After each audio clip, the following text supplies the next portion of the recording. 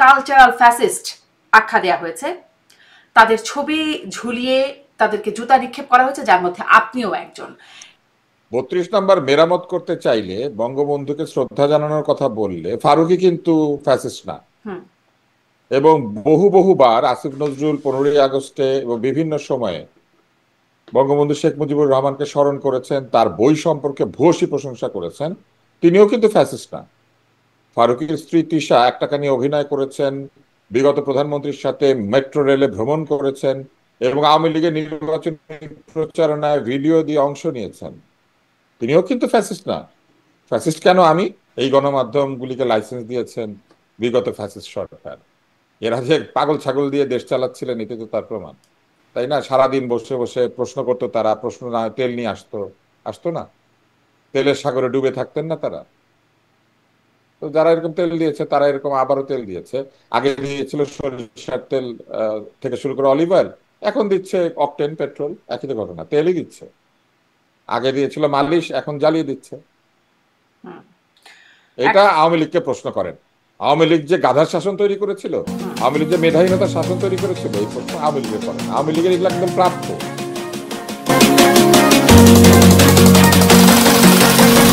প্রশ্ন হবে লাগামহীন, জানতে চাই, জানাতে চাই এই সময়ের pulse of politics.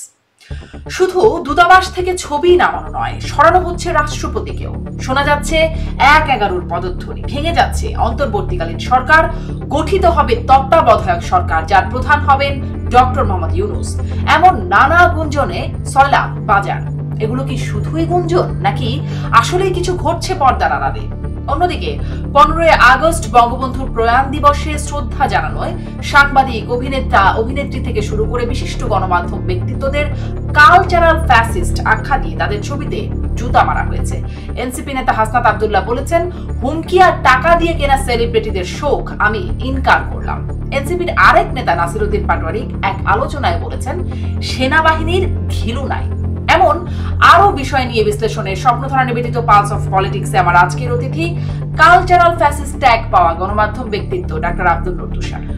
Doctor Abdul নূর তুষার, আপনাকে স্বাগত জানাচ্ছি পালস অফ পলিটিক্সে আমার আজকের আয়োজনে। একটু পুরনো, কয়েকদিনের পুরনো প্রশ্ন দিয়ে শুরু করি। আপনি আশা করি শুনতে পাচ্ছেন যে এই 15ই আগস্টে শোক জানানো এবং শ্রদ্ধা জানানোর কারণে গণ্যমান্য গণমাধ্যম ব্যক্তিত্ব, সাংস্কৃতিক ব্যক্তিত্ব, সাংবাদিক থেকে শুরু করে বেশ কয়েকজনকেই কালচারাল ফ্যাসিস্ট আখ্যা দেওয়া হয়েছে।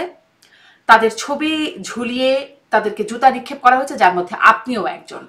এই নতুন উপাধি এবং এই নতুন উপাধির প্রেক্ষিতে নতুন একরকম ট্রিটমেন্ট, তাতে আপনার অনুভূতি কি, আপনার প্রতিক্রিয়া কি? একটু উদ্ভট প্রশ্ন, তবুও জিজ্ঞাসা করছি। বঙ্গবন্ধু শেখ মুজিবুর রহমান বাংলাদেশের একজন বৃহৎ রাজনৈতিক নেতা, এবং শুধু রাজনৈতিক নেতাই নন, তিনি স্বাধীনতা যুদ্ধের নেতৃত্ব দানকারী নেতাদের মধ্যে প্রধান নেতা। এবং বাঙালি জাতি তাকে জাতির পিতাও বলেছে। এবং তার ইতিহাসে যে অবস্থান, সেটা কারো পক্ষে মুছে দেওয়া সম্ভব। আমি সাধারণ যে রীতি, সেই রীতিতে সবসময় 15ই আগস্টে তার মৃত্যুর প্রতি শোক প্রকাশ করেছে এবং এক ধরনের শ্রদ্ধা প্রকাশ করেছে। এটা এই বছর প্রথম নয়, এটা বহু বছর ধরে আমি করি, এবং আমার ধারণা যে আরো অনেকে করেন। কেননা তাকে আমি ব্যক্তিগতভাবে রাজনীতির ঊর্ধ্বে মনে করি। নিশ্চয়ই তিনি শুধু আওয়ামী লীগের সম্পত্তি না, এবং আওয়ামী লীগ তাকে যে নিজের সম্পত্তি বানিয়ে ফেলেছিল, এই বিষয়ে আমি বহুবার দ্বিমত প্রকাশ করেছি।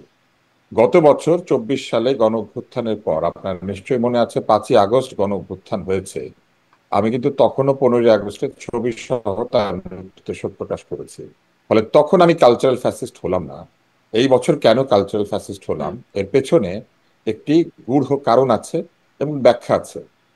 সেটি হচ্ছে, গত 1 বছর ধরে এই অন্তর্বর্তী সরকারের যত রকমের ব্যর্থতা, ইলেকশন না দিয়ে ক্ষমতাকে চিরস্থায়ী কিংবা দীর্ঘস্থায়ী করার যে বাসনা, এনসিপি নামক রাজনৈতিক দলটির বিভিন্ন ভুল ত্রুটি এবং কুকীর্তি ইত্যাদি সম্পর্কে যারা সমালোচনা করেছেন, তাদের মধ্যে আমি একজন। 19শে জুলাই আমি নিজে এই আন্দোলনে শাহবাগে দাঁড়িয়ে আসিফ নজরুল এবং আরো অন্যদের সাথে বক্তৃতা দিয়েছি। আমি পুরো সময়টাতে যে আন্দোলন হয়েছে, সেই আন্দোলনের সঙ্গে নৈতিকভাবে এক ধরনের সংহতি প্রকাশ করেছি, কারণ এই আন্দোলনটি কিন্তু ছিল কোটা বিরোধী আন্দোলন। এটি আহ, বলেছিল যে মেধাভিত্তিক একটি বাংলাদেশ তারা চায়, এবং সেই কারণে আমি মনে করেছি যে মেধাভিত্তিক বাংলাদেশ আমিও চাই, আমার মতো আরো অনেকে চান। ফলে আমরা সেই দাবি নিয়ে রাজপথে এসেছি। পরবর্তীতে হত্যা, গুলি, নির্যাতন এবং নানান ধরনের ঘটনা প্রবাহের মধ্যে দিয়ে যে সরকার পতন হয়েছে, সেটি আন্দোলনের একটি ধারাবাহিক প্রক্রিয়ার মধ্যে দিয়ে ঘটেছে। ফলে আমার মতো অনেকেই যারা এই আন্দোলনে গণতন্ত্রের দাবিতে এবং মেধাভিত্তিক সমাজ নির্মাণের দাবিতে সম্পৃক্ত হয়েছিলেন, তারা কিন্তু একই সঙ্গে বাংলাদেশের রাজনৈতিক নেতৃত্বের প্রতি সমানভাবে শ্রদ্ধা পোষণ করেন। কিন্তু যে ঘটনাটি ঘটেছে সেটি হচ্ছে নির্বাচনবিহীনভাবে ক্ষমতায় থাকার চেষ্টা, এবং কিছু রাজনৈতিক দলের নির্বাচন ছাড়াই সরকারি দলের মর্যাদা পেয়ে নানান ধরনের চাঁদাবাজি, দুর্নীতি, আহ হাঁসের মাংস খাওয়া থেকে শুরু করে ঠোঙ্গায় ভরে 7,80,000 টাকা নেয়ার ভিডিও প্রকাশ থেকে শুরু করে বিভিন্ন মানুষের বাড়িতে ঢুকে নানান ধরনের নির্যাতন এবং আহ, আমি বলবো যে এক ধরনের অন্যায় মব তৈরির প্রচেষ্টা, থানা থেকে মব ছাড়িয়ে আনা, এরকম বিভিন্ন প্রক্রিয়া, ডিজিএফআই ইট খুলে নেওয়া, এরকম বহু কাজ সমালোচিত হয়েছে, যে সমালোচনার মধ্যে আমি ছিলাম। কেননা আমি বাংলাদেশের একটি নিয়মতান্ত্রিক রাজনীতি, গণতান্ত্রিক ভবিষ্যৎ এবং বাংলাদেশের একটি মেধাভিত্তিক শাসন ব্যবস্থা, মেধাভিত্তিক একটি সমাজ ব্যবস্থার কথা কল্পনা করি। তাহলে কি ডাক্তার আব্দুল ফলে এই সাহেব আপনি মেধাভিত্তিক মনে করছেন আপনি এক বছর সমালোচনা আমরা দেখেছি, আসলে আপনি এক বছর সরকারের নানান সমালোচনা করেছেন, যার কারণেই আপনাকে এই ট্যাগটা দেওয়া হচ্ছে। গত বছরও হ্যাঁ, আমি করেছেন বা আসি তার আগেও করেছেন, দেওয়া হয় নাই, এখন দেওয়া হচ্ছে, এটাই আমি কারণ। আমি আসি আমি আসি আপনাকে এই ব্যাখ্যাটা একটু একটু বড় ব্যাখ্যা আমি দেই। সেটি হচ্ছে যে এই যে প্রক্রিয়াটি, এই যে চাওয়াটি, এটি কিন্তু আসলে রাজনীতি নিরপেক্ষ। আমি মেধাভিত্তিক সমাজ চাই বলে বিতর্ক আন্দোলন করেছি, আমি মেধাভিত্তিক সমাজ চাই বলে মেধার পক্ষে দাঁড়িয়েছি, আমি গণতান্ত্রিক সমাজ চাই বলে বারবার নির্বাচনের কথা, ভোটের কথা বলেছি, এবং আমি একটি আইনের শাসন, নিরাপত্তামূলক একটি শাসন, সুশাসন সোজা কথা, এবং নারীর অধিকার, নারী নিরাপত্তা এইসব ব্যাপারে সোচ্চার বলেই আমি বিভিন্ন সময় টেলিভিশনে, গণমাধ্যমে, সোশ্যাল মিডিয়াতে যে কোনো সরকারেরই কুকাজের সমালোচনা করেছি। কিন্তু আমি লক্ষ্য করেছি এই কুকাজের সমালোচনাকে কিছু লোক স্বাভাবিকভাবে নেয়নি, এবং কেবলমাত্র মুখ বন্ধ করার জন্য একজন মৃত ব্যক্তি যিনি নিহত হয়েছেন এবং এখন থেকে বহু বছর আগে, তাকে স্মরণ করলেই আমি ফ্যাসিস্ট হয়ে গিয়েছি। এখন আমি একটা ছোট্ট উদাহরণ দিই। এই সরকারে দুজন উপদেষ্টা আছেন, আসিফ নজরুল এবং মুস্তফা সরোয়ার ফারুকী। 5ই আগস্টের পরে ফারুকী যখন উপদেষ্টা হন নাই, তখন তিনি ফেসবুকে লিখেছেন যে সরকারের প্রধান দায়িত্ব হওয়া উচিত পুড়িয়ে দেয়া 32 নম্বরের বাড়িটিকে মেরামত করা। 32 নম্বর মেরামত করতে চাইলে, বঙ্গবন্ধুকে শ্রদ্ধা জানানোর কথা বললে, ফারুকী কিন্তু ফ্যাসিস্ট না। এবং বহুবার আসিফ নজরুল 15ই আগস্টে এবং বিভিন্ন সময়ে বঙ্গবন্ধু শেখ মুজিবুর রহমানকে স্মরণ করেছেন, তার বই সম্পর্কে ভূয়সী প্রশংসা করেছেন। তিনিও কিন্তু ফ্যাসিস্ট না। ফারুকীর স্ত্রী তিশা 1 টাকা নিয়ে অভিনয় করেছেন, বিগত প্রধানমন্ত্রীর সাথে মেট্রো রেলে ভ্রমণ করেছেন, এবং আওয়ামী লীগের নির্বাচনী প্রচারণায় ভিডিও দিয়ে অংশ নিয়েছেন। তিনিও কিন্তু ফ্যাসিস্ট না। ফ্যাসিস্ট কেন আমি? কারণ আমি নতুন যে ফ্যাসিজমের অভ্যুদয় হচ্ছে তার সমালোচনা করেছি। আজকে যে কেবলমাত্র একটি শোক প্রকাশ করার জন্য বা শ্রদ্ধা প্রকাশ করার জন্য মুখ বন্ধ করিয়ে দেয়া অথবা বিরত করার জন্য যে এই যে প্রক্রিয়া, এবং এক ধরনের অপমানজনক প্রক্রিয়া তৈরি করার চেষ্টা, যদিও আমি নিজেকে অপমানিত বোধ করি নাই, সত্য বলার জন্য যদি আপনি এই ধরনের প্রতিকূল পরিস্থিতির সম্মুখীন হন, এটি মূলত সত্য বলার একটি রিওয়ার্ড, এবং এটিকে আমি রিওয়ার্ড হিসেবেই নিয়েছি।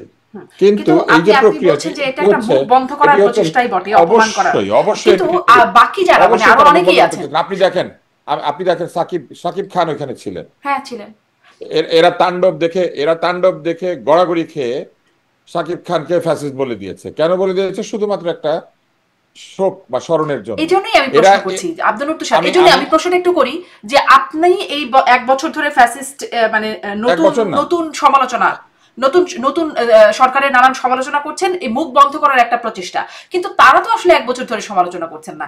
তো সবাইকে মিলিয়ে একসাথে এরকম কালচারাল ফ্যাসিস্ট এই নতুন রকমের একটা ট্যাগ দেয়া। আমি আসি আপনাকে, আমি পুরো বিষয়টা ব্যাখ্যা করতে হবে, এটা ছোট ব্যাখ্যা না।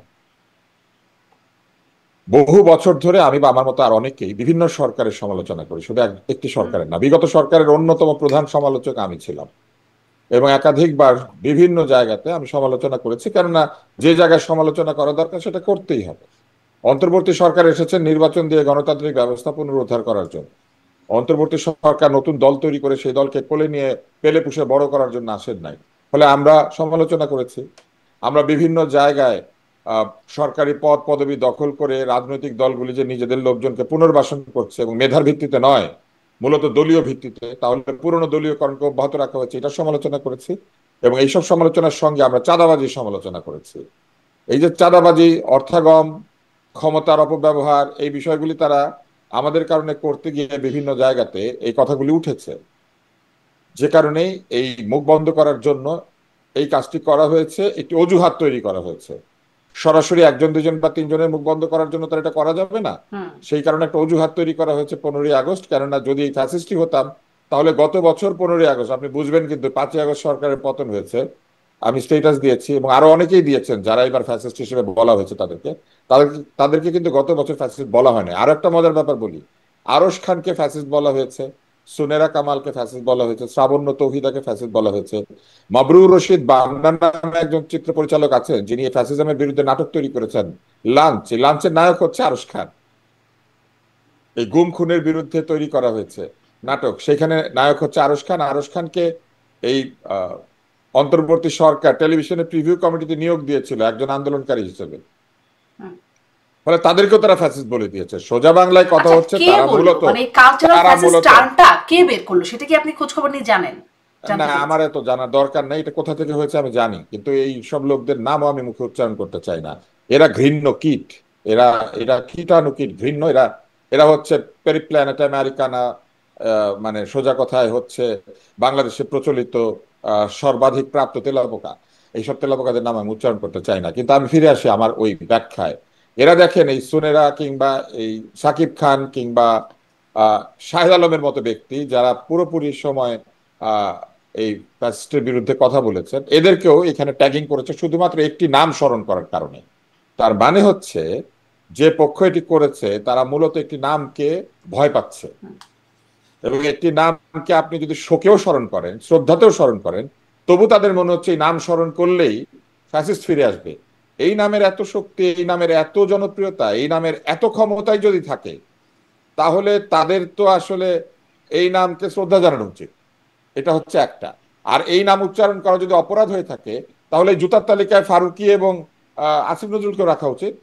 কেননা আমি আর আসিফ নজরুল একই জায়গায় দাঁড়িয়ে বক্তৃতা দিয়েছি শাহবাগে।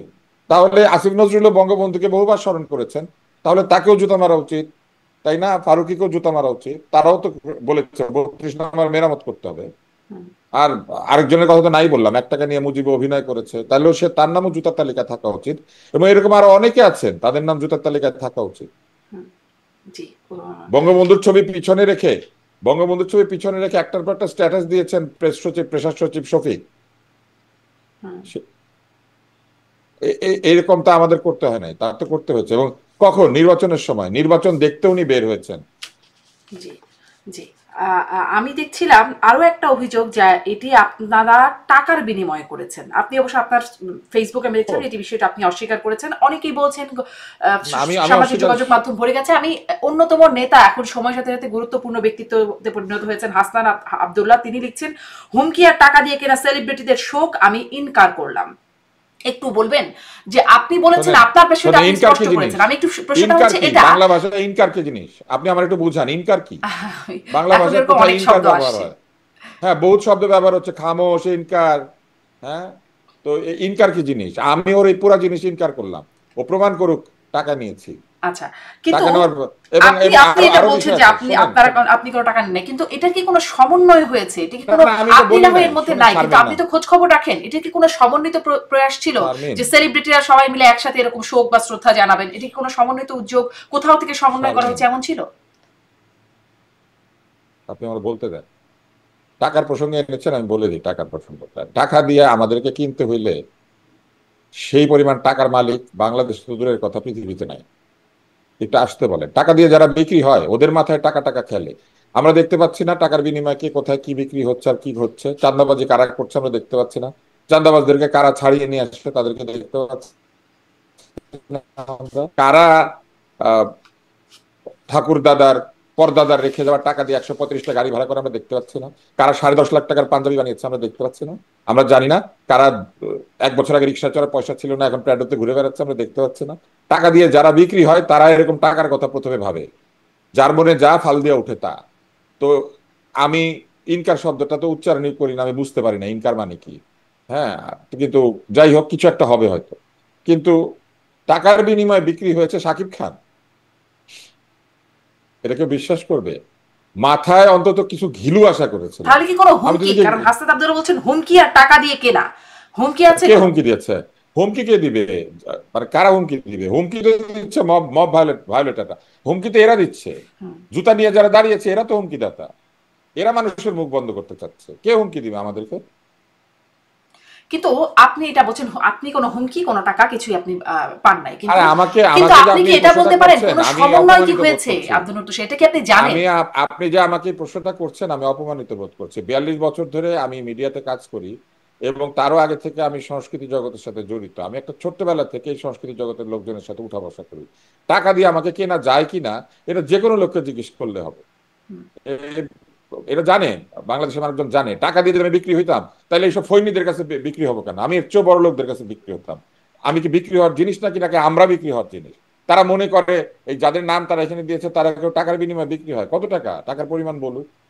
আসলে এগুলা সব দেখছিলাম ফাজলামো। 20,000 টাকা। এবং হ্যাঁ হ্যাঁ, এইসব ফাজলামো। এবং এই ফাজলামোগুলি তারা করছে এই জন্য যে তারা আসলে এই মানুষ যে শ্রদ্ধা জানাতে পারে এই বিষয়টাকে অস্বীকার করছে। হুম। এবং এই অস্বীকৃতি জানানোর জন্য তারা নানান ধরনের অজুহাত বের করছে। টাকার বিনিময়ে হয়েছে, এটি একটি সমন্বিত প্রক্রিয়া ছিল। কোনো সমন্বিত প্রক্রিয়া ছিল না। এই ঘটনাটা ঘটবেই তো 15ই আগস্টে, মানুষের জন্মদিনের শুভেচ্ছা, মৃত্যুদিনের শোক কিংবা শ্রদ্ধা।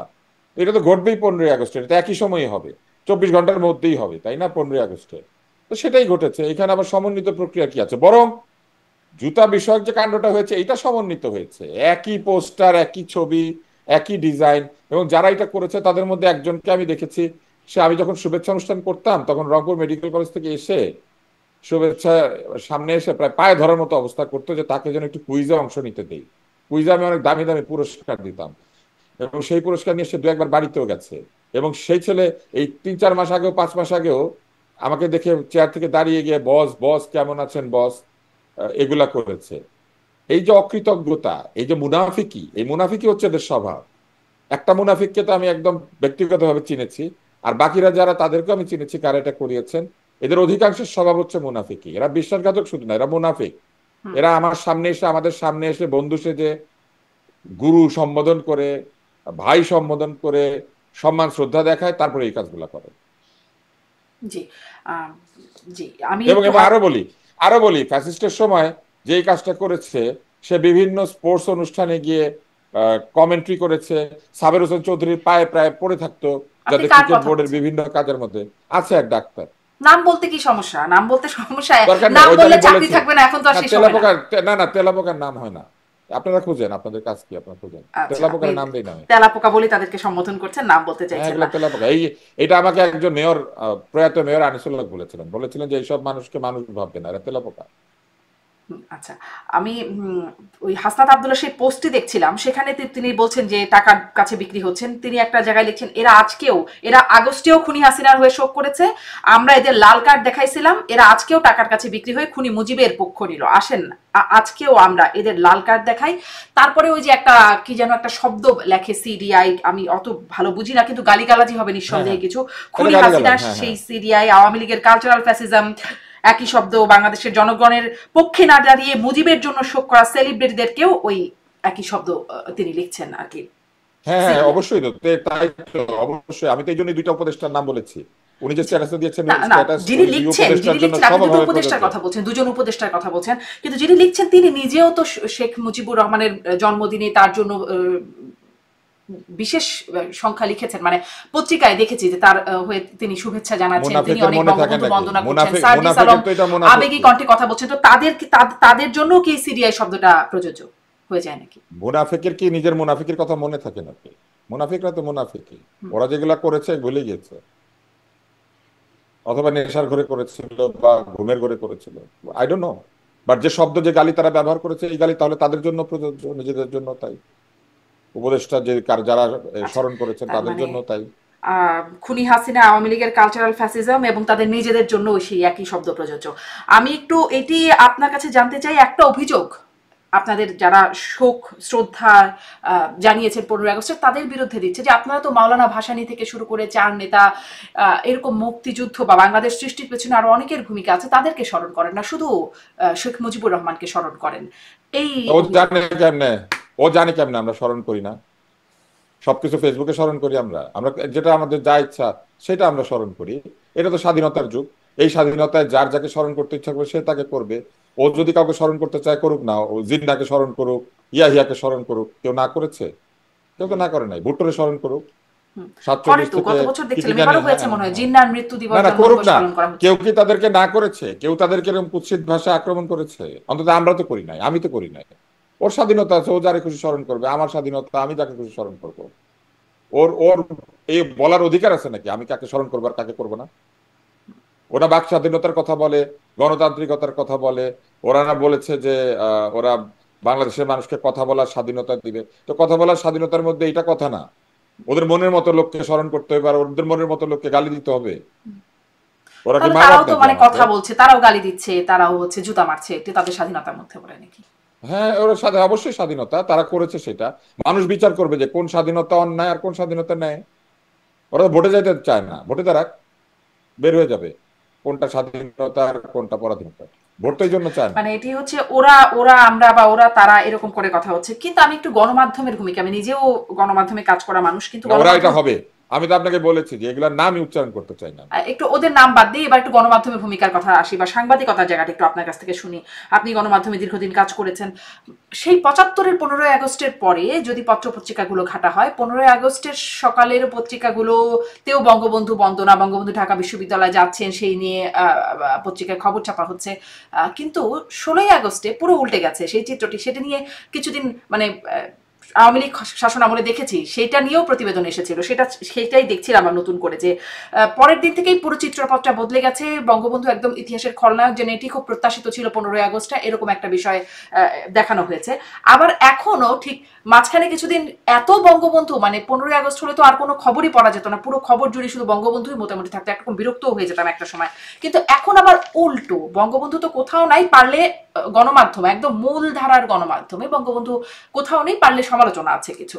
মানে সংবাদ মাধ্যম বা গণমাধ্যমগুলোর চরিত্রই বা কেমন? গণমাধ্যমের চরিত্র যেরকম ছিল সেরকমই আছে। এই গণমাধ্যমগুলিকে লাইসেন্স দিয়েছেন বিগত ফ্যাসিস্ট সরকার। এরা যে পাগল ছাগল দিয়ে দেশ চালাচ্ছিলেন এটি তো তার প্রমাণ। আর কোনো উত্তর নেই আমার। জি। এই জন্যই তো এই পতন হয়েছে তাদের। লোকজনকে ঢালাওভাবে লাইসেন্স দিয়েছিলেন, না লাইসেন্স দিয়েছিলেন, পারমিট দিয়েছিলেন, গণমাধ্যমের মালিক বানিয়ে দিয়েছিলেন, তাই না? সারাদিন বসে বসে প্রশ্ন করতো তারা, প্রশ্ন না তেল নিয়ে আসতো, আসতো না? তেলের সাগরে ডুবে থাকতেন না তারা? তো যারা এরকম তেল দিয়েছে তারা এরকম আবারও তেল দিয়েছে। আগে দিয়েছিল সরিষার তেল থেকে শুরু করে অলিভ অয়েল, এখন দিচ্ছে অকটেন পেট্রোল, একই তো ঘটনা, তেলই দিচ্ছে। আগে দিয়েছিল মালিশ, এখন জ্বালিয়ে দিচ্ছে। হুম। এটা আওয়ামী লীগকে প্রশ্ন করেন। আওয়ামী লীগ যে গাধার শাসন তৈরি করেছিল, হুম। আওয়ামী লীগ যে মেধাহীনতার শাসন তৈরি করেছিল, এই প্রশ্ন আওয়ামী লীগের করেন। আওয়ামী লীগের এগুলো একদম প্রাপ্য। না, শুধু তো আওয়ামী লীগ না, ধরুন সরকার পরিবর্তনের সাথে সাথে গণমাধ্যমের একটা চরিত্র পরিবর্তন হয়, শুধু গণমাধ্যম না, সরকার সব প্রতিষ্ঠানের চরিত্রের বদল হয়ে যায়। না, সরকার পরিবর্তনের সাথে সাথে অতীতে এইভাবে গণমাধ্যমের চরিত্র পরিবর্তন হয় না। গত 16 বছরে গণমাধ্যম ধ্বংস করে, গণমাধ্যমে সব নিজের লোকজনদেরকে মালিক বানিয়ে অথবা পয়সার বিনিময়ে লাইসেন্স বিতরণ করে, ঘুষ খেয়ে লাইসেন্স বিতরণ করে, কোটিপতিদের হাতে মিডিয়ার লাইসেন্স তুলে দিয়ে প্রকৃত জার্নালিস্ট, প্রকৃত মিডিয়া কর্মীদেরকে কোনো জায়গাতে মালিক কিংবা এমনকি উচ্চ পদে বসতে না দিয়ে তারা যে শাসন কায়েম করেছিলেন, এখন সেইটা তাদের কাছে বুমেরাং হয়ে মানে ফেরত তাদের এসেছে। এই প্রাপ্যটাই প্রশ্ন তারা করা পাচ্ছে। উচিত, এই প্রশ্ন করা উচিত হাসান হক ইনুকে, এই প্রশ্ন করা উচিত হচ্ছে এই আরাফাতকে, এই প্রশ্ন করা উচিত হচ্ছে হাসান মাহমুদকে, যত তথ্যমন্ত্রী ছিল তাদেরকে। এই তথ্যমন্ত্রীগুলোর জবাব দিতে হবে যে তারা কি লাইসেন্স, কি গণমাধ্যম, কি বিতরণ করেছিলেন। জি। এখনো যে গণমাধ্যম সংস্কার কমিশন টমিশন কত কিছু হলো, তারপরে আসলে গণমাধ্যমের চরিত্র কি বদলালো, শুধু গণমাধ্যম না, আসি একটু দুর্নীতি দমন কমিশন প্রসঙ্গে। আবারও সেই সেই বঙ্গবন্ধুকে নিয়ে অসমাপ্ত আত্মজীবনী সেটি নাকি লিখেছেন সাবেক আইজিপি জাভেদ পাটোয়ারি সহ 123 জন, তার বিনিময়ে তারা 1 কোটি টাকা করে নিয়েছেন, তারা ফ্ল্যাট নিয়েছেন, এরকম খবর গণমাধ্যমে এসেছে। এবং তার প্রেক্ষিতে দুদক নাকি বিষয়টাকে খুব সিরিয়াসলি নিয়েছে, খুব সক্রিয় তারা এই বিষয়টি নিয়ে, এবং অনুসন্ধান চালানোর সিদ্ধান্ত তারা নিয়েছে। কিন্তু আপনি যেটা একটু আগে উল্লেখ করছিলেন, একজন উপদেষ্টার বিরুদ্ধে চাঁদাবাজির অভিযোগ উঠছে, অন্তত 8 জন উপদেষ্টার বিরুদ্ধে সীমাহীন দুর্নীতির অভিযোগ উঠছে। যারা করছেন তারা গুরুত্বপূর্ণ ব্যক্তি, অভিযোগ যারা করছেন সেগুলো দুদক তো কানে তুলছে না। দুদকের চরিত্র কি পরিবর্তন হলো, বা কেনই বা কানে তুলছেন না? এটা দুদক উত্তর দিতে পারবেন। আমি শুধু এইটুকু বলি যে একটা রিপোর্ট দেখলেই বোঝা যায় যে এই রিপোর্টটা ভুয়া। 123টা ফ্ল্যাট এবং 1 কোটি করে টাকা, এটা নিয়ে অসমাপ্ত আত্মজীবনী লেখা হয়েছে। খুবই হাস্যকর কথা, কেননা জাভেদ পাটোয়ারি তখন, যখন অসমাপ্ত আত্মজীবনী প্রকাশিত হয়েছে, জাভেদ পাটোয়ারি তখন কোনো ধরনের কোনো কিছুর ভূমিকাতেই না। জাভেদ পাটোয়ারি এমনিতে গদ্যও লেখেন না, উনি কবিতার লেখক ছিলেন। ওনার দু একটা কবিতার বই আছে বলে আমি জানি। এবং জাভেদ পাটোয়ারিকে কেন আমি চিনি, কারণ জাভেদ পাটোয়ারি একসময় বিশ্ব সাহিত্য কেন্দ্রে যেতেন, আব্দুল্লাহ আফজাল স্যারের ছাত্র ছিলেন, ফলে তাকে আমি একাধিকবার দেখেছি তার এখানে আসতে। এটা জাভেদ পাটোয়ারি তো দূরের কথা, পুলিশের কোনো লোকের পক্ষে এটা লেখা সম্ভব না। পুলিশের মধ্যে এত এত বিরাট রাজনীতিবিদ কিংবা রাজনীতি বোঝা ঐতিহাসিক লোকজন আছেন যে অসমাপ্ত আত্মজীবনীতে ব্যক্তিগত ঘটনা লিখতে পারবেন, তাই না? এটা খুবই অস্বাভাবিক এবং অসম্ভব। কেননা আপনি যদি অসমাপ্ত আত্মজীবনী পড়েন তাহলে দেখবেন সেখানে আহ শেখ মুজিবুর রহমানের ছোটবেলার স্মৃতি আছে, ফুটবল খেলেছেন উনি পাড়াতে সেই স্মৃতি আছে, উনি ছোটবেলায় তার এলাকাতে যখন খাদ্য বিতরণ করেছিলেন সেই স্মৃতি আছে, সোহরাওয়ার্দী এসেছিলেন এবং হক সাহেব এসেছিলেন, ফজল হক, তারা এসেছিলেন তার স্কুল পরিদর্শনে, সেখানে রাস্তা আটকে রাখার স্মৃতি আছে। এবং সেইখানে তার বোনের বাড়িতে ডাকাতি হওয়ার স্মৃতি আছে। তারপরে তার ছেলে, তার চন্দ্রবাবু নামে আহ, এক ভদ্রলোক যিনি কমিউনিস্ট, সেই বিষয় আছে। এবং ভারতের বিরুদ্ধে প্রচুর কথাবার্তা আছে, কারণ ওই সময় আহ, আহ, পাকিস্তান আন্দোলন করেছেন শেখ মুজিবুর রহমানের অন্যরা। ওই সময়ে ভারতের যে রাজনীতি, সেই রাজনীতির সঙ্গে পাকিস্তানের রাজনীতির বিরাট তফাৎ ছিল। এই সবকিছু নিয়ে ভারতীয়দের আগ্রাসন, ভারতীয়দের স্বভাব ইত্যাকার নানান বিষয়ে প্রচুর নেতিবাচক কমেন্ট আছে। ওইখানে আওয়ামী লীগের ইলেকশন বিষয়ক, মানে আওয়ামী লীগের ইন্টারনাল ইলেকশন, সাধারণ সম্পাদক নির্বাচন হওয়া না হওয়া, এইটা নিয়ে এমন লোকের নাম আছে যে লোকের নাম শেখ মুজিবুর রহমান ছাড়া অন্য কারো পক্ষে জানা সম্ভব না। হ্যাঁ, এবং এটা আমি কেন জানি এটা আর ব্যাখ্যা করতে চাই না, কিন্তু ওইখানে এমন ব্যক্তির নাম আছে নারায়ণগঞ্জের, যে নারায়ণগঞ্জের ব্যক্তি আওয়ামী লীগের সঙ্গে পরবর্তীতে কোনোভাবে সম্পৃক্ত ছিলেন না, আওয়ামী লীগের নেতাও হন নাই কখন। তো সেই মানুষের নাম আছে। অতএব এটা একদম অস্বাভাবিক এবং অসম্ভব যে অসমাপ্ত আত্মজীবনী জাভেদ পাটোয়ারি লিখেছেন। এগুলো হচ্ছে সেখানে ভুলবাজি। শেখ মুজিবুর রহমানের বাবা কি বলেছেন, স্ত্রী কি বলেছেন, হ্যাঁ আমিও পড়েছি, আসলে অনেক মানে এটা এটা এটা ব্যক্তিগত টোটাল ভুলবাজি। মানে এগুলা হচ্ছে ওই যে ইস্যু তৈরি করে বিভিন্ন জায়গা থেকে মানুষের চোখ সরিয়ে নিয়ে আবল তাবল কথা বলা। 123টা ফ্ল্যাট ঢাকা শহরে লুকিয়ে রাখা সম্ভব 123 জনের পক্ষে? এটা তো খুব সহজ। আপনি এনআইডি কার্ডের নাম দিবেন, কারণ ফ্ল্যাট তো রেজিস্ট্রি হয়েছে, তাই না? এবং পুলিশের লোক যেহেতু, তাদের সবার পুরা বায়োডাটা পুলিশের কাছে আছে, তাই না? এবং তাদের সবকিছু আছে পুলিশের কাছে। তো তাদের এটা দিয়ে সার্চ দিলে রেজিস্ট্রি ডকুমেন্ট অটোমেটিক বের হবে, কারণ রেজিস্ট্রেশন তো এখন কম্পিউটারাইজ, নামজারি তো এখন কম্পিউটারাইজ। এনআইডি কার্ড দিয়ে সার্চ দিলে এটা বের হয়ে আসবে, এবং ট্যাক্স ফাইলে অবশ্যই এটা থাকবে, কারণ সরকারি ফ্ল্যাট পেয়েছেন, এটা তো আর লুকিয়ে রাখার ফ্ল্যাট না। ফলে তো ওদের ট্যাক্স এরকম ফাইলের একটা মধ্যে এটা অভিযোগের পাওয়া যাবে। তদন্ত হচ্ছে, দুদক সেটি খুব সক্রিয়ভাবে গুরুত্ব সহকারে আমি তদন্ত তো মনে করছে। করি না এটা তদন্ত হচ্ছে, এটা এটা আমি মনেই করি না। এটাও আমার ধরনের একটা ভুয়া সংবাদ। এইসব জিনিসে দুদক সময় নষ্ট করছে বলে আমার মনে হয় না। আমি দেখলাম, মানে সংবাদ ভুয়া কিনা জানি না, কিন্তু দুদক এটা নিয়ে তদন্ত করে, দুদক তো করে এরকম তদন্ত দুদকের তো। না, কিন্তু দুদকের কেউ কি বলেছে তারা তদন্ত করছে? আমার মনে হয় না করছে। দুদক তদন্ত করবে, এটি দুদকেরই খবর। আমি পড়ছিলাম আজকেই, মনে পড়ছে আজকেই পড়ছিলাম যে দুদক তদন্ত। এবং ধরেন 1 কোটি টাকা করে নিয়েছে, হ্যাঁ, এরকম এবং দুদক। এই যে 1 কোটি টাকা করে যে নিয়েছে, 1 কোটি টাকা তো তাদেরকে দিয়েছে কোন একটা ফান্ড থেকে। সরকার তো আর এমনি মানে একটা খামে ভরে 1 কোটি টাকা দিয়ে দিতে পারে না। তাহলে 1 কোটি টাকা ঈদের অ্যাকাউন্টে ট্রান্সফার হয়েছে সরকারি টাকা, অথবা 1 কোটি টাকা কোন একটা ব্যাংকে ঢুকেছে, অথবা একটা কোনো দানপত্র রিসিট কিছু তো একটা থাকবে, কোন একটা ফান্ড থেকে তো টাকাটা দিয়েছে। তাহলে এটা দেখা দিয়েছে। জি। কিন্তু প্রশ্নটা আর একটা, যে এইখানে দুদক সক্রিয় হবার কথা ভাবছে বা নড়েচড়ে বসছে, তদন্ত করার কথা বলছে, কিন্তু উপদেষ্টাদের বিরুদ্ধে যে যে অভিযোগ উঠছে সেখানে কেন আসলে দুদক নীরব থাকে? এটি এই চরিত্রটা দুদকের উপদেষ্টাদের বিরুদ্ধে, কেন? আমি গণমাধ্যমের চরিত্র উপদেষ্টাদের নিয়ে প্রশ্ন বিরুদ্ধে করছিলাম, একটু দুদকের চরিত্র নিয়ে প্রশ্ন করতে চাই। কি না বদলালো? করেছেন আপনি? মানে হ্যাঁ। না, বদলেছে, অবশ্যই বদলেছে। উপদেষ্টারা বদলেছেন, ফলে উপদেষ্টাদের তদন্ত হচ্ছে না। ওনারা উপদেষ্টা না থাকলে আবার তদন্ত হবে। দুদক তো এটাই করে। ক্ষমতাসীনদের তদন্ত কি আসলে করতে পারে মানুষ? ক্ষমতাসীন অবস্থায় কারো বিরুদ্ধে তদন্ত করা তো খুবই কঠিন, ফলে এটা করা তো খুব সহজ না। তাই হচ্ছে না, বা হচ্ছে হয়তো আমরা জানি না। আমরা কিন্তু অবশ্য দুদককে বেশ কিছু তদন্ত করতে দেখেছি। ক্ষমতায় আছেন কিংবা এই সরকারের কাছ থেকে সুবিধা পেয়েছেন এমন বেশ কিছু লোকের বিরুদ্ধে দুদক তদন্ত করছে, এটা প্রমাণিত তারা করেছে। করে তারপর কার যেমন কার বিরুদ্ধে ফুটবল, তদন্ত হলো কি হলো? যেমন যেমন ফুটবল ফেডারেশনের একজন ব্যক্তি আছেন যিনি রীতিমতো রাজনৈতিকভাবে ক্ষমতাবান, তার বিরুদ্ধে দুদক তদন্তই শুরু করেন, অ্যাকাউন্ট ফ্রিজ করে হুম, দিয়েছে। এরকম একাধিক লোক, যেমন বসুন্ধরার যে হুম। মালিক এবং সেই পক্ষ, যাদের কাছ থেকে বিভিন্ন পার্টি চাঁদা গ্রহণ করেছে বলে জনশ্রুতি আছে, তাদেরটাও তারা তদন্ত করছেন। একেবারে যে করছেন না ব্যাপারটা তা না, আমার কারণ এখানেও একটু দুদকের প্রশ্ন যিনি যে এই তদন্তগুলো কি দুদকের যিনি দুদক চেয়ারম্যান। সঠিকভাবে বা নিজ থেকে এই তদন্তগুলো সঠিকভাবে করে, নাকি এটাও আবার অন্য কোনো ক্ষমতাসীনের চাপে করে? কারণ আওয়ামী লীগের সময় আমরা দেখতাম আওয়ামী লীগের অনেক নেতাদের বিরুদ্ধে তখন কিন্তু তদন্ত হতো। এমপি। শারমিন, আপনি আমাকে এমন প্রশ্ন করছেন যেটা দুদকের কি উত্তর দিতে পারবে, আমি কিভাবে দিব তারা সঠিকভাবে করে না আপনার বেঠিক মূল্যায়ন ব্যাপারটা। জানতে চাই, আপনার গণমাধ্যমে মানে আমার কথা আমি বলেন, আমি রাজনীতিক না, বিশ্লেষণ করেন, দেশের না, হ্যাঁ সমসাময়িক হ্যাঁ করি, পরিস্থিতি কিন্তু বিশ্লেষণ দুদক করেন। একটা প্রতিষ্ঠান, আমি আপনাকে বলি, দুদক একটা প্রতিষ্ঠান, দুদকের ইন্টারনাল প্রসেস সম্পর্কে যথেষ্ট তথ্য ছাড়া এটা কথা বলা সম্ভব না। আমি যেসব বিষয় নিয়ে কথা বলি আমি যথেষ্ট জেনে কথা বলি, না জানলে আমি কথা আচ্ছা, বলি না। ঠিক আছে, আমি তাহলে আমি তাহলে দুদক এই বিষয়টা বাদ দিই। দুদক কেন দুদক কেন তদন্ত করে না, হ্যাঁ। এই এই প্রশ্ন যদি আপনি করেন তাহলে দুদকের কোন একটা লোককে জিজ্ঞেস করতে হবে, কারণ আমি তো এই ইনফরমেশন জানি না, কারণ দুদক তো তদন্ত করবেন গোপনে। হয়তো তারা গোপনে তদন্ত করছেন, আমরা জানি না। জি, আসলে এই প্রশ্নগুলোর জন্য সবগুলোর জন্যই একদম প্রপার অথরিটিকে প্রশ্ন করতে পারলে ভালো হতো। হাসনাত আব্দুল্লাহকে যদি জিজ্ঞাসা করতে পারতাম যে আপনি কেন এটা দিলেন, এবারে আপনার কাছে যে প্রশ্নটি করতে যাচ্ছি, বা সাবেক আইজিপি কে প্রশ্ন করতে পারতাম, বা যারা অভিযোগ করছেন অসমাপ্ত আত্মজীবনী কে লিখেছেন তাদেরকে প্রশ্ন না, করতে পারতে অসমাপ্ত ভালো হতো। আত্মজীবনী, এবং এটাও অসমাপ্ত হয়তো এখন। আত্মজীবনী যেমন আমি পাঠক, আমার পুরাটা পড়া আছে, ফলে আমি এটা পড়লে বুঝতে পারি যে এটা অন্য কারো পক্ষে লেখা সম্ভব হুম। না। কিন্তু আমি তো দুদকের ফাইলে অ্যাক্সেস নাই আমার। জি, আসি একটু সম্প্রতি আমরা দেখলাম যে আপনারা মানে যারা আসলে গণমাধ্যম ব্যক্তিত্ব বা সাংস্কৃতিক ব্যক্তিত্ব তাদেরকে এই যে জুতা মারার যে কাহিনী হলো তাতে প্রতিক্রিয়া জানাচ্ছেন, কিন্তু সেনা প্রধানকে সম্প্রতি দেখলাম তার প্রতিক্রিয়া, তিনি খুব ধৈর্যশীল একটা প্রতিক্রিয়া দিচ্ছেন, যে তিনি বলছেন যে এগুলোতে অসন্তুষ্ট হওয়ার কিছু নেই, মানে সেনাবাহিনীকে নিয়ে যা বলা হচ্ছে ইদানিং, যেমন নাসিরুদ্দিন পাটোয়ারি বললেন যে তার মানে সেনাবাহিনীর মাথায় ঘিলু নাই এরকম অভিযোগ করলেন। কদিন আগে বললেন ডিজিএফআই হেডকোয়ার্টার গুড়িয়ে দেওয়ার মতো হুমকিও তিনি দিচ্ছিলেন। তিনি সেনাপ্রধান সম্প্রতি বললেন যে এতে অখুশি হবার কিছু নেই, তাদের বয়স কম, সন্তানের বয়সে, তারা বড় হলে নিজেদের ভুল বুঝতে পারবে, লজ্জিত হবে। আপনি কিভাবে মূল্যায়ন করেন এই বক্তব্যকে?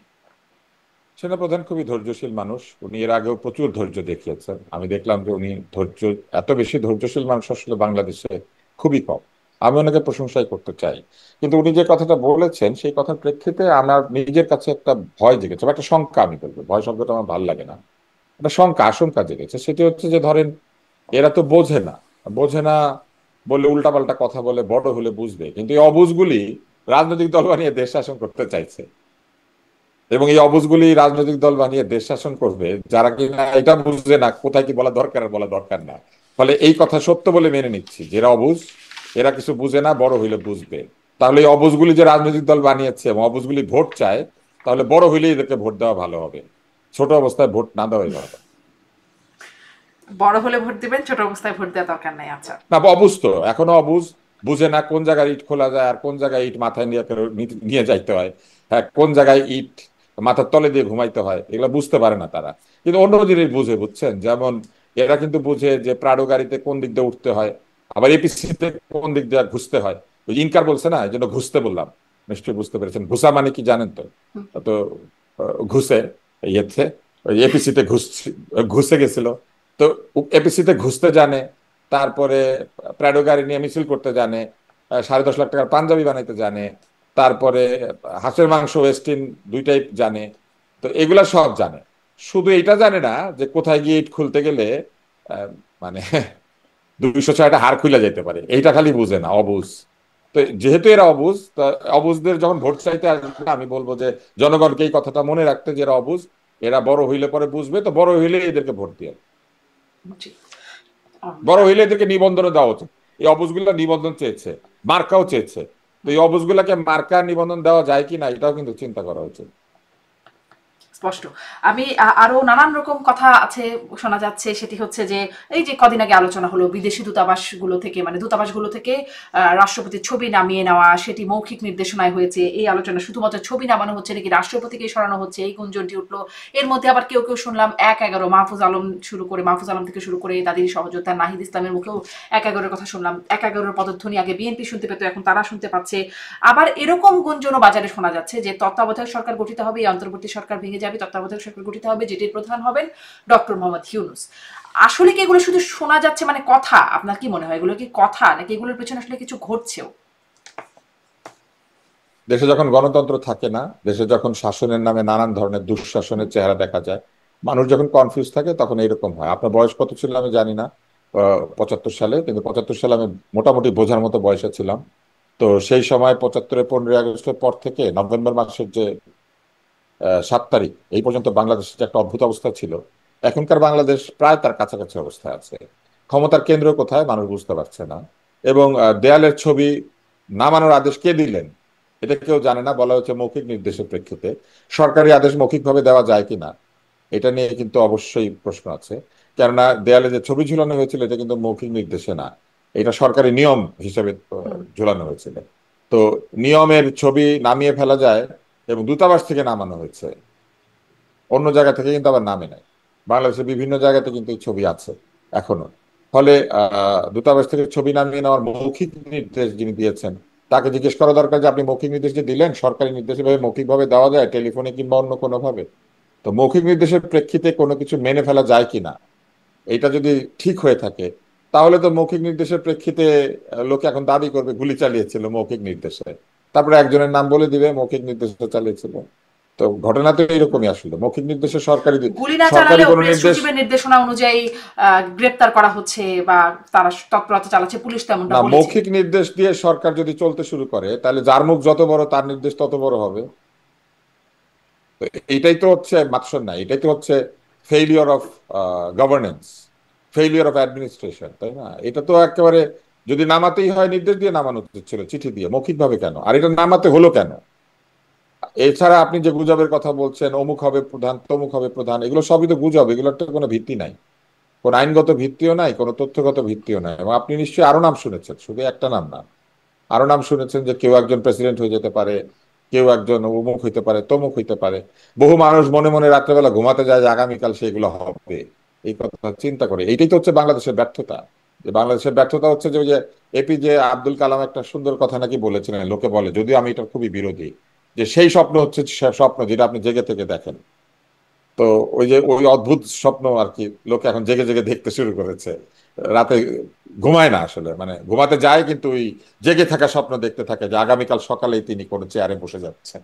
এই যে গুজবের, আসলে আমি আহ, ভাগ করেছি নামটাকে, বা গুজব শব্দটাকে আমি দুইটা ভাগে ভাগ করেছি। প্রথম অংশ হচ্ছে গু, আর পরেরটা ইংলিশ জব, গুলইয়া কারবার, এটাই হচ্ছে গুজব।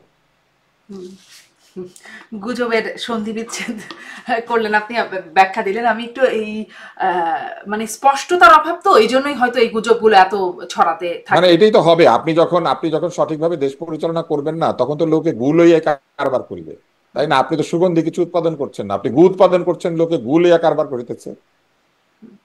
আপনি কি মনে করেন না যে জুতা পিটা এটা গু? আপনি কি মনে করেন না চাঁদাবাজি এটা গু? আপনি কি মনে করেন না যে দুর্নীতির অভিযোগ এটা গু? আপনি কি মনে করেন না মবকে প্রেসার প্রেসার গ্রুপ বলা এটা গু? গু তো প্রত্যেকদিন একটা করে পয়দা করে। এই যে গু পয়দা করছে বলে, গু ঘাটছে বলে বাচ্চাদের মতো, এই কারণেই তো আমাদের সম্মানিত সেনাপ্রধান বলেছেন যেগুলা বাচ্চা কিছু বুঝে না, কারণ ডেইলি গু ঘাটে। বাচ্চা গু ঘাটে, আপনি দেখেন নাই? আপনি নিশ্চয়ই মা হয়েছেন, বাচ্চা গু ঘাটে, গু ঘাটছে।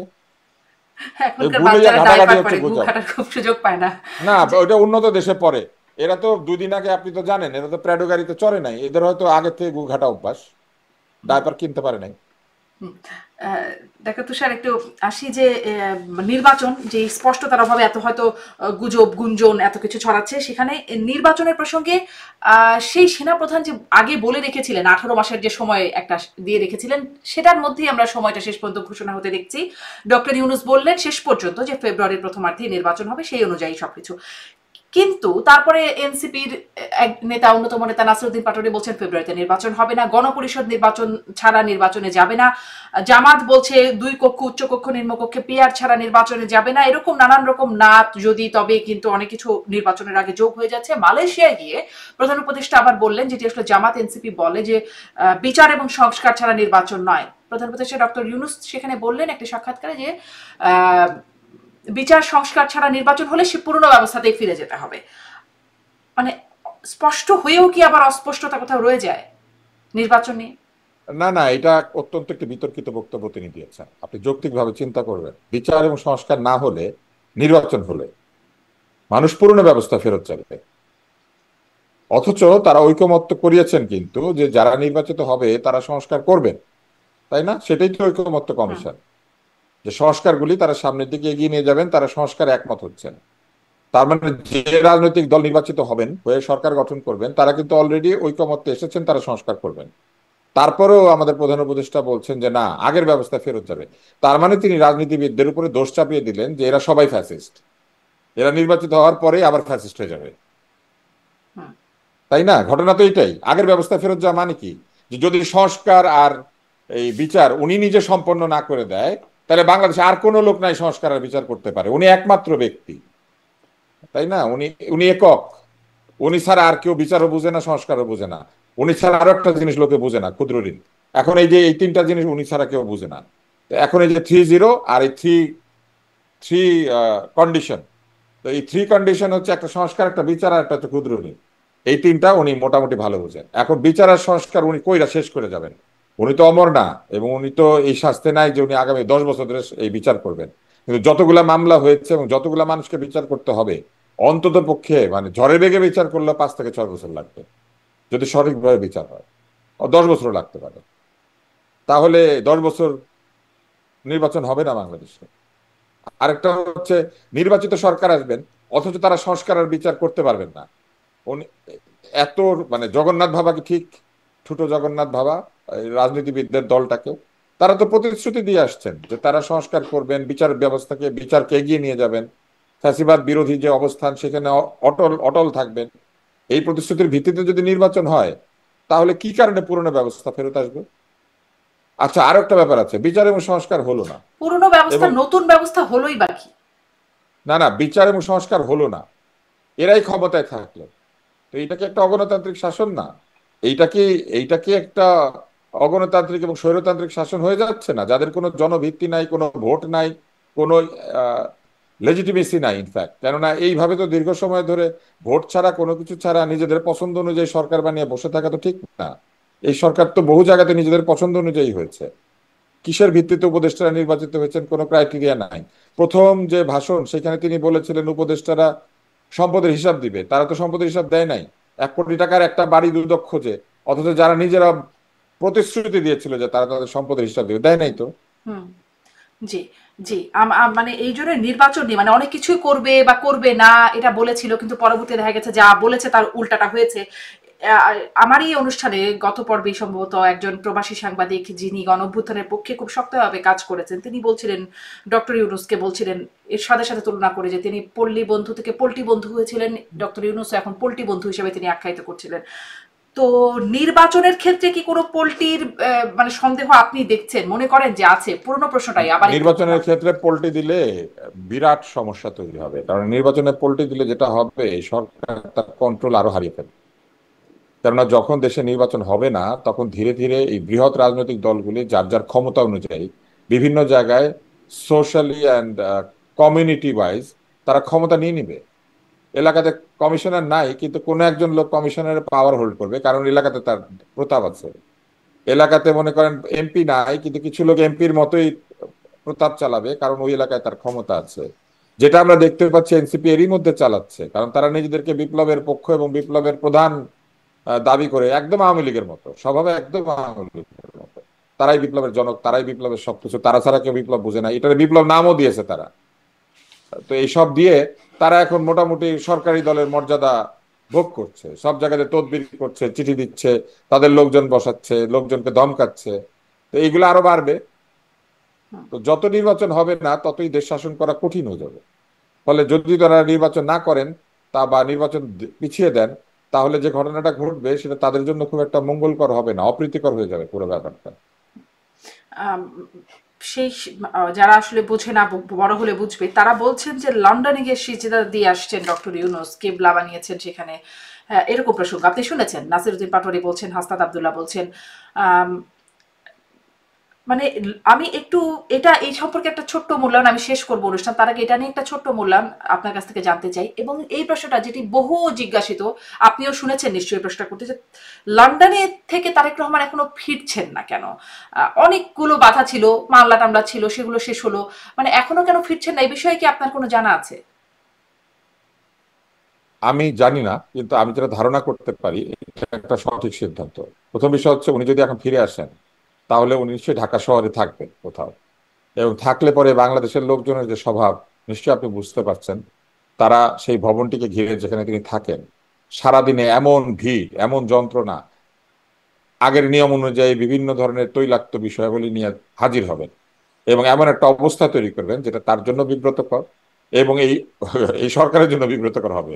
কেননা পরিষ্কার যেটা ঘটবে সেটা হচ্ছে জনগণ বৃহৎ রাজনৈতিক দল এবং একজন বৃহৎ নেতা হিসেবে তাকে ঘিরে যে ধরনের অবস্থা তৈরি হবে, সেটা দেখা যাবে যে সরকারের হাতে আসলে কিছু থাকছে না এবং খুবই একটা জটিল পরিস্থিতি তৈরি হতে পারে। সেই কারণে আমি মনে করি যে নির্বাচনের তারিখ ঘোষণা করা হলে সঠিক সময়ে ফিরে এসে নির্বাচনী প্রচারণায় যুক্ত হয়ে গেলেই বরং তার জন্য এটা সঠিক সিদ্ধান্ত। ফলে তিনি হয়তোবা, আমি জানি না, তিনি হয়তোবা এই জন্য এটা করছেন।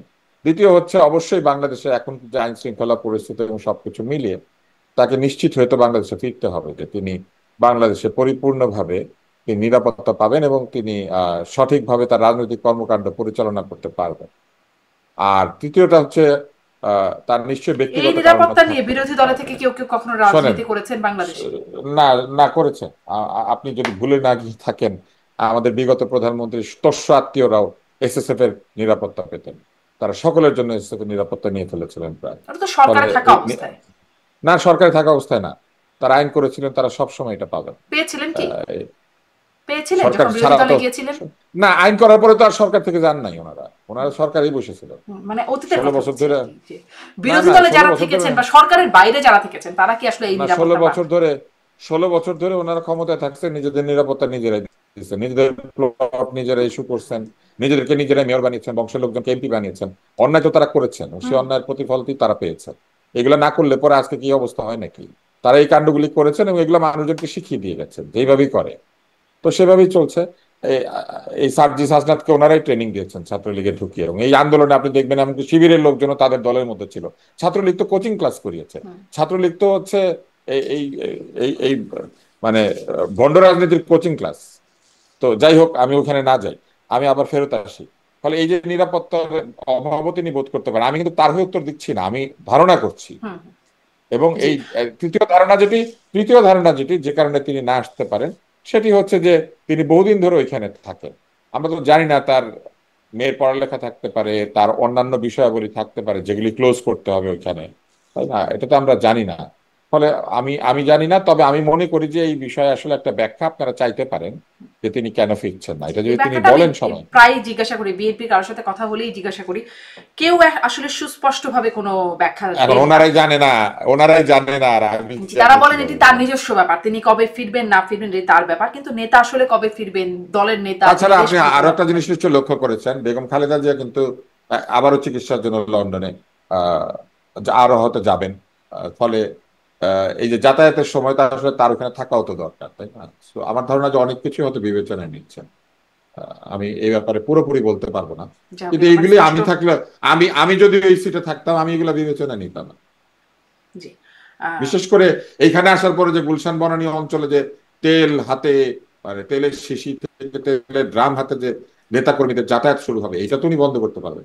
তাহলে তো সবসময় আসলে বিদেশ থাকাই ভালো, তেলের ড্রাম হাতে তো না, না, না, আসা না, মাত্রই না, শুরু না, এই হবে। যে এই যে এইটা, না, না, এটা হচ্ছে শারমিন আপনাদের সরলীকৃত যুক্তি। উনি যদি এখানে এসে নির্বাচনী প্রচারণায় ব্যস্ত হয়ে যান তখন সকলে নির্বাচনী প্রচারণায়, তখন যার যার এলাকাতে তার থাকা লাগবে, তখন তেল হাতে এত যাতায়াত করতে পারবে না। আর নির্বাচনের পরে উনি যদি নির্বাচিত হয়ে ক্ষমতায় চলে আসেন তাহলে তো উনি আবার প্রতিরক্ষার মধ্যে ঢুকে যাবেন, তখন অ্যাপয়েন্টমেন্ট ছাড়া তার সাথে দেখা করা যাবে না। একদমই ঠিক আছে। আসলে তখনও তেল হাতে আসবেন, কিন্তু আসলে তেল দেওয়ার সুযোগ পাবেন না, না, তাই? তেল দেওয়ার সুযোগ পাবে না তো, কারণ তখন তো পাহারা হবে। নিজে না চাইলে, উনি নিজে তখন তেল না চাইলে লোকে তেল হাতে ডিস্টার্ব করতে পারবে না, কিন্তু এখন তো করবে। বনানী গুলশান ব্লক করে ফেলবে, উনি যেখানে থাকুক, ধানমন্ডি থাকলে ধানমন্ডি ব্লক করে ফেলবে লোকজন, একবার চেহারা দেখেন ওর জন্য। জি, অনেক ধন্যবাদ ডক্টর আব্দুল নূর তুষার। বাঙালির স্বভাব তো আর বদলায় নাই, বাঙালির স্বভাব তো যা ছিল তাই আছে, বরং আরো খারাপ হয়েছে। অনেক ধন্যবাদ ডক্টর তুষার। আবার সামনে কথা হবে। ধন্যবাদ যুক্ত হবার জন্য, সময় দেওয়ার জন্য। দর্শক এতক্ষণ সাথে ছিলেন আপনারাও, ধন্যবাদ আপনাদের সবাইকে।